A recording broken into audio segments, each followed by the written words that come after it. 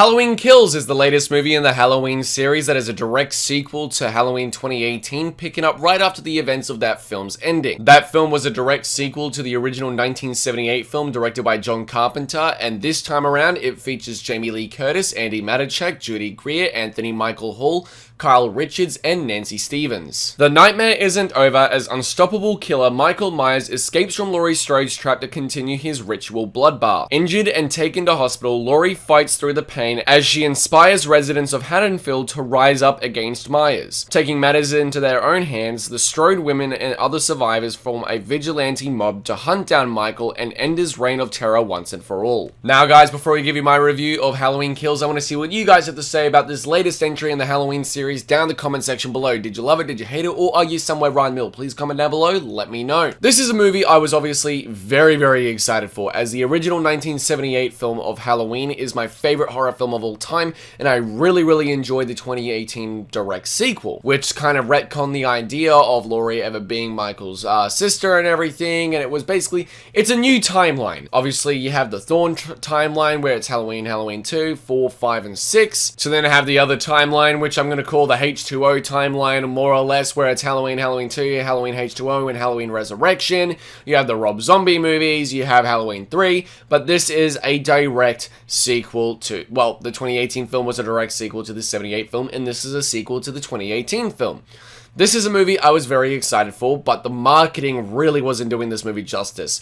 Filled with spoilers all over the place that were really easy to pinpoint if you had a clever eye in particular, as well as especially that second trailer, by the way. That final trailer had spoilers fucking galore. And not only that, the cast and crew and everything posting stuff on Instagram showing, you know, massive surprises in the film that I would have rather see for the first time when I saw it in theaters. Now, I know this video is up later than I wanted it to be. I initially saw Halloween Kills for the first time on October 5th. I was invited to an early screening, but living in Australia, our release of the movie wasn't until today, the 28th of October.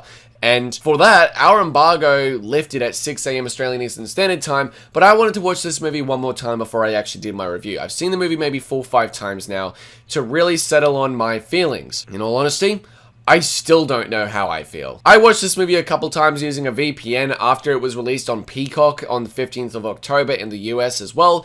After my October 5th screening, I was able to record my reaction back on the 15th of October, which will be out this weekend. But I've got to say, I'm a little mixed on Halloween Kills. I've seen this movie, as I said, 4 or 5 times now, and there are a lot of things to really love about this movie. For instance, I really love Michael Myers in this movie. I'm really on board with the new ideas they provide to why Michael is returning to Haddonfield. Obviously, I'm not going to talk spoilers as this is a spoiler-free review, as I want to do. But the new ideas that they pull forward, I actually believe are more interesting and a little bit more believable than Laurie and Michael being siblings. And if you watch the 2018 film again, you'll know Michael's never really after Laurie. The only reason they confront each other at the end is because Dr. Sartain brought Michael to Laurie, and then they had their showdown. But Michael is never after Laurie in this movie either. Laurie and the mob, this mentality, this vigilante mob mentality that is created, they're the ones going after Michael, where Michael has another motive altogether. Does he kill people in this movie? Oh fuck yeah. When I saw this movie for the first time, there are a lot of kills in this movie where I had some very versatile reactions. One of which involved a car and a person holding a gun. And if you've seen the movie, you know the kill I'm talking about. It's pretty early on in the film, involving someone holding a gun and then Michael with the car door.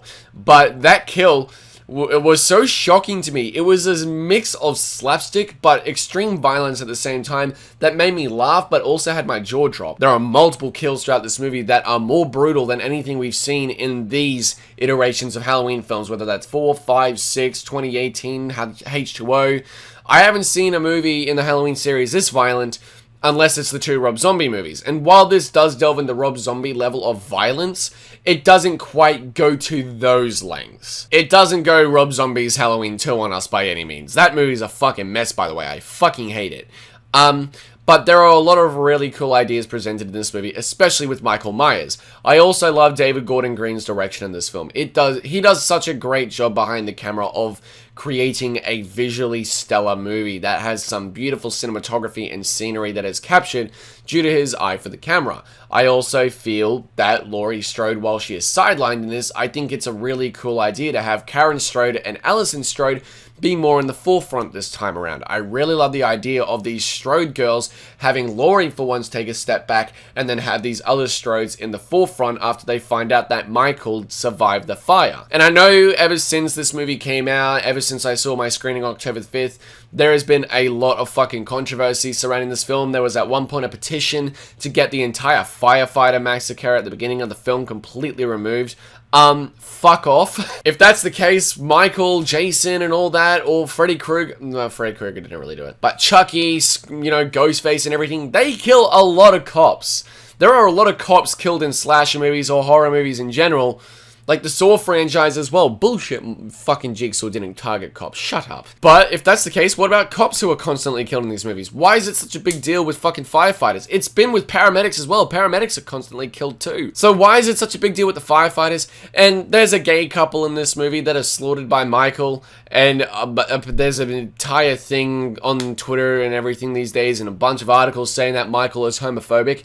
Shut the fuck up. Michael fucking hates everyone and kills everyone in his path. He kills kids, he kills elderlies, he kills people a part of the LGBT community, he kills fucking anyone in his path. Bull fucking shit he's homophobic just because he kills 2 fucking homosexual characters in this movie. Like, side rants aside, but he kills a lot of people in this movie, 2 of which are homosexual. Doesn't make him homophobic. Now that's aside, I do like a lot of the ideas presented in this movie as well, where it does try to tie in things with the original 78 film, because a lot of stuff was left hanging in the previous film of the 2018 movie, of how Michael got away after he sort of disappeared in the original movie, after he went over the balcony, after, you know, I shot him 6 times, I shot him in the heart, I shot him 6 times, he's not human! After Loomis shot him 6 times and he fell off the balcony and then he kind of just, you know, disappears in the thin air. This movie does explore what happened after he disappeared on the night of 78, which I think is really good, how this movie tries to tie into that original film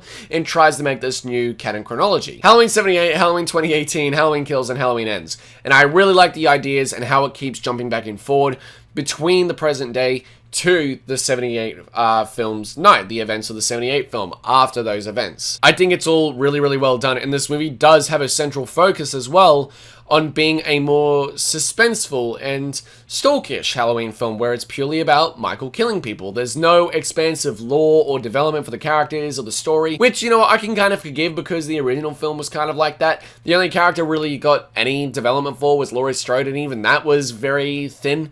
But any other character, they're just cannon fodder, and there really is no story to that original film aside from Michael killing people and them being stalked. And this film definitely follows along that side of things. Now, there are a lot of issues with this film, admittedly. A lot of them do have to do with ideas that are presented. A lot of them also have to do with returning cast members, such as Nancy Stevens, as well as, Carl Richards returning as Lindsay, as well as other returning characters such as Lonnie or Tommy Doyle, played by Anthony Michael Hall, and how they're presented in the film. I don't think they're presented particularly bad, but it's more or less their incorporation is kind of just for fan service, which I'm all for, by the way.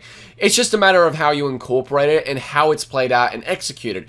And in this movie, I'm not going to say why, but I felt like it was literally thrown in just to be like, hey, these characters, by the way, Sheriff Brackett, Nancy, Marion Chambers, Tommy Doyle, and all that sort of shit. Lonnie, like, they're back, by the way, and they survived the night of 78. They're good friends now, and there really isn't much to them other than that, or Tommy being like, evil dies tonight, which came off really cheesy, I'll say. It definitely did try to go for more of a camp vibe this time around, and I really appreciate the attempt on this being the movie for Haddonfield. This is Haddonfield's movie, like the last movie was Laurie's movie, and the Strode's movie. This movie is without a doubt Haddonfield's movie, the people's movie, and showing what the fear of Michael Myers has done to them, how what happened in 1978, how it has affected the town of Haddonfield with his return 40 years later, and the mob mentality, showing that him returning all these years later, that even good people can become bad people, and all, even though it can be a little bit full frontal political, I think for the most part it works. It's just that sort of chanting shit and people making dumb decisions, although admittedly, if you were scared that much and you wanted to get rid of this big evil, you would be too.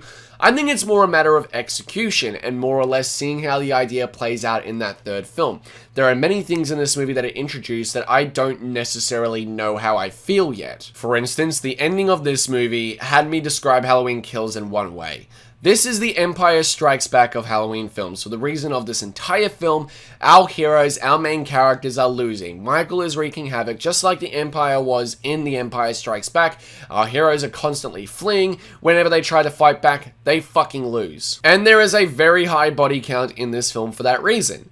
And with that said, I have to say that the way this film ends, it ends on such a note, on such a cliffhanger, that when I saw the movie for the first time in that theater at my press screening and it ended, I was like, that's it? And because the credits just started rolling and I was very confused.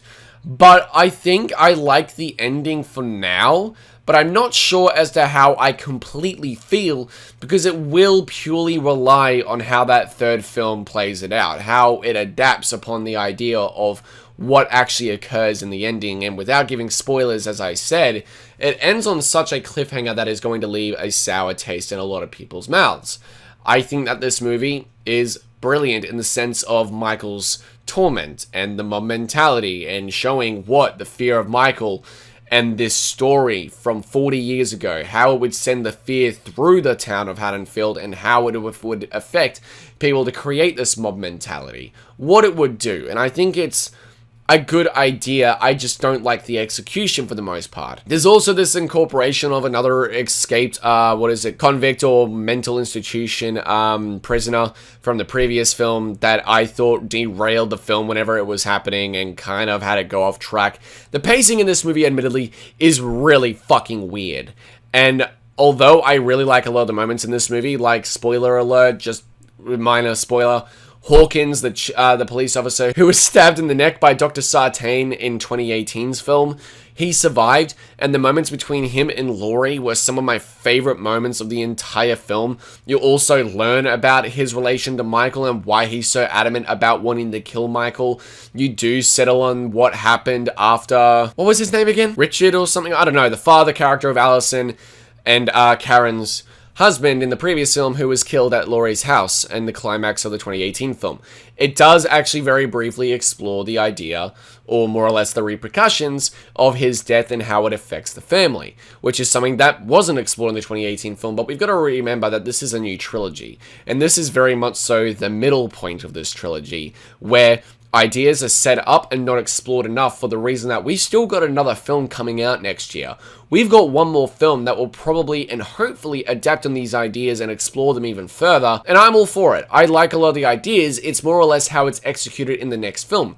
So for that reason, I'm not going to grade Halloween Kills, because while I enjoyed the film, I am very much so indecisive and in the middle on how I feel in many, many cases, and I don't think it's fair for a movie that's the midpoint of a series that has so many ideas that are introduced that can off-put you from watching this film on its own without having the finale of this trilogy. I think it's very unfair to judge it and grade it on its own right now.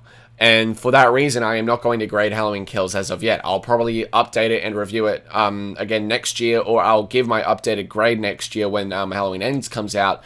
But all I can say for now is I really enjoyed a lot about Halloween Kills, and there are so many great ideas. I love how vicious Michael is. I love the violence and the gore. I don't like the campiness in this movie, and while I think it's a good idea, I think the execution is very poor. Same thing in regards to the mob mentality thing, although I understand why they wanted to go this route. I think a lot of the things in this movie really do work. A lot of things don't work, though. And it does have a lot of problems, especially with the dialogue, and a lot of the performances as well are really not that great. It is a very jumbled movie at times and is very messy, but I think a lot of things will be cleared up once we get that third film in this trilogy to really lay things out, to explore it and explain it a little bit better for ideas and plot devices that are introduced in this film.